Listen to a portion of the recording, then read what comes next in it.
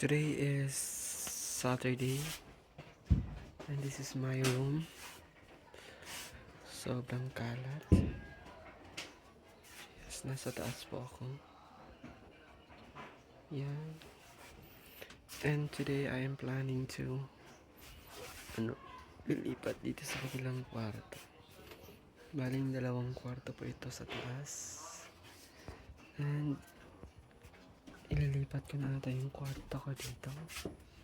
Kasi 2 bintana dito. Yan, this is my view ko pa. Lipat ka na lang dito.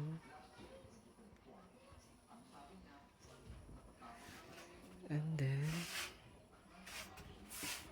lahat ng karton na yan ay ililipat ko na lang dito. In this place. Yung gagawin ko ngayong araw. Yan. Almost 3 years akong nagkwarto dito.